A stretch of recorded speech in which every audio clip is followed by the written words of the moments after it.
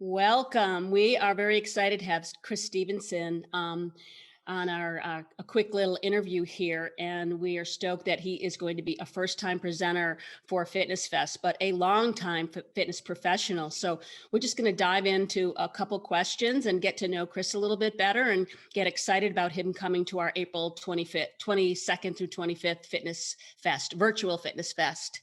And our live September event as well, but we'll talk about the virtual event first. So, Chris, first, just tell us briefly about your fitness experience and how what your experience is in the fitness industry. Oh, happy to do so. And Janice, thank you for having me. I'm super excited to be a part of the virtual and live Fitness Fest. So really appreciate the opportunity. And I'm sure the events are going to be off the charts. And we need some good events given how Yes, we 2020 do. went. It's time. So it's going Yes. to be exciting. So just really quickly, in fitness, I've had a unique opportunity to do a little bit of everything. So, when I present and run workshops and things like that, I not only have the eyes of an owner operator, but I have the eyes of someone who was a personal trainer and a group exercise instructor. So I've been fortunate to have that diverse background. But, I started off as a personal trainer and then started teaching group exercise class. From there, did a couple other random things in marketing and sales, and then opened up a smaller studio, personal training only, about 16 years ago, and ran that successfully for 6 years. So I always joke that I invented the studio market. But the only reason I did that was because it was all I could afford and manage. But in retrospect, it sounds cooler. From there, Yes, opened you're up a cool. full, opened up a full service health club. Locker room, showers, classes, training, membership, the whole works, and ran that successfully for 10 years. And obviously, in that role as a independent club startup, it wasn't a franchise. We had to make everything up from scratch. So from the creative side of coming up with everything to the actual operations and that sort of thing has been a really great experience.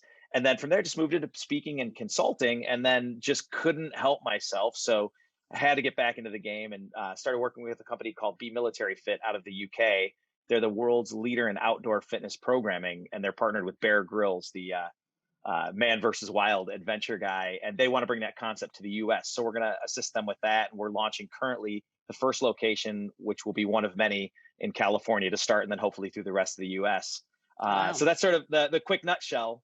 Again, I've had a pretty diverse Yeah. experience in fitness, so it's been really great. That's great. And you and I talked a few months ago, and you shared your history and your journey and all that. And so we got to know each other a little bit. And I was, of course, so impressed that we definitely want you to be on board for Fitness Fest 2021. And you're just a genuine down to earth guy who really just likes to make a difference. And those are the kind of speakers that Fitness Fest attendees like to see. Someone who really cares about making a difference and impacting. And so we look forward to that, and I know our attendees are going to love you. So my second question for you, I know you are involved in IHRSA. Tell us a little bit about your roles in the past or your current role, and what IHRSA is up to. One of the leading companies as far as fitness and wellness. Talk about that IHRSA a little bit for us, please, in your role. Sure. No, I'd be happy to. I'm fortunate to be on the board of directors for IHRSA, and obviously, it's a very challenging time for our industry. And so it's been an incredible adventure in trying to really do that. But in a nutshell, IHRSA's a nonprofit association, and their mission statement, again, I'm making it nutshelled. It's longer, but is promote, protect, and grow the industry. Those are basically the three functions. So when we talk about promoting, it's getting more people involved in health and fitness. So actually helping grow our industry as a whole by getting more people to participate in it. Um, so that's the promote piece, and to show everybody how great the industry is, and that ties right into the growth piece, where we're out there to help just make sure that the industry grows at the rate it should, because it is such an incredible industry. I mean, that's why we're all in it. We understand the difference that it Yeah. makes. And then finally, and what's been the biggest focus lately is protect the industry. And as you know, in Arizona, we're in California, and all over the country, we've been in and out of shutdowns and guidelines Mhm. and regulations. So we've taken a frontline approach with lobbying efforts and messaging and better PR for the industry to show people that, in fact, exercise is essential and gyms are safe, and a majority of clubs are doing the right things. The industry's got a little bit of a bad rap to a certain extent. We work in it, we love it, our members love it, but outside of the 20% of the population that participates and belongs to clubs, that 80% is sort of indifferent to it, and their initial reaction is, "Oh, gyms must be not doing the right stuff," and that's quite the contrary. So we're working on that messaging. And, one thing that COVID taught us was that exercise, if you're healthy and you're fit and you take care of yourself, you respond better if you get COVID or you're in that situation. So I think the awareness is there. IHRSA is really driving that agenda, and we're just really fighting hard for the industry, and we're making a lot of progress. So it's been an exciting journey.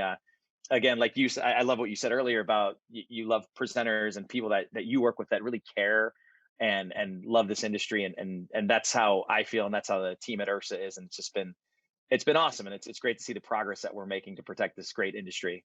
Yes, it is a great industry, and our communities, our people need us now more than ever. Whether we're live or whether we're virtual, Hmm. people need to exercise to protect their immune system, to keep them healthy, to, if they do get COVID, hopefully they will be able to not be as sick or recover.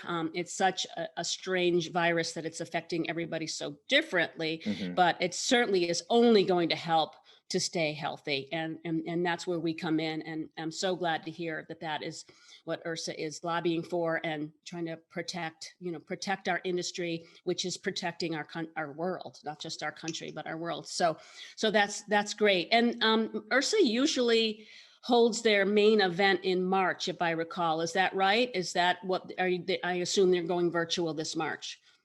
So they're going to do, I think, and I can't remember the exact date, but they're partnering with another group to do a smaller virtual event sometime in the spring, and then Hmm. they're planning to have their comeback live event in September. So hopefully, by then everything will be right to have a big event like IHRSA. So that the live one will happen in September, and then there'll be some virtual Right. stuff and some ongoing webinars and educational pieces in the meantime. Yes.